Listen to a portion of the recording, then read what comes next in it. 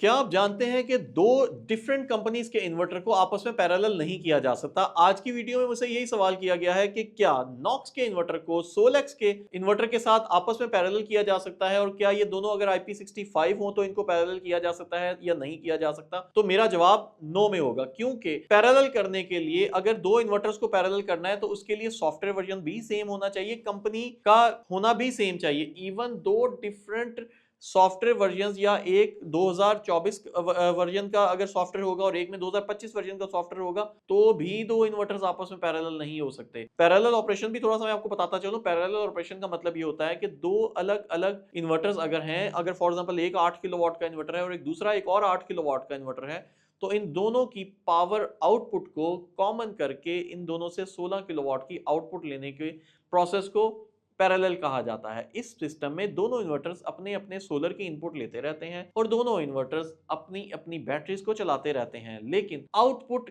Common इकट्ठी output देते हैं। दोनों इन्वर्टर्स मिलके अपनी डबल पावर एक ही सिंगल फेज के ऊपर शो करा देते हैं। ये सिंगल फेज इन्वर्टर की फंक्शनैलिटी के बारे में आपको बता रहा हूं, लेकिन इसके लिए जरूरी है कि दोनों इन्वर्टर्स का सेम रेटिंग होना, सेम कंपनी होना और सेम मॉडल होना भी जरूरी है। तो एक कंपनी दूसरी कंपनी के इन्वर्टर के साथ पैरेलल नहीं हो सकती। नाइट्रॉक्स नॉक्स के साथ नहीं हो सकता, नॉक्स सोलिस के साथ नहीं हो सकता, सोलिस सोलैक्स के साथ नहीं हो सकती। तो हर कंपनी का अपना अपना पैरेलल सिस्टम होता है। ये बड़ा एक कॉम्प्लिकेटेड किस्म का स्ट्रक्चर होता है। तो कंपनी ने सॉफ्टवेयर प्रोग्रामिंग इस तरह से की होती है कि दो चीजें आपस में पैरेलल होने के लिए उनके तमाम पैरामीटर्स मैच करते हो। मैं उम्मीद करता हूं कि आज की वीडियो से आपको इस सवाल का पता चल गया होगा, इस सवाल के जवाब का पता चल गया होगा। Thank you.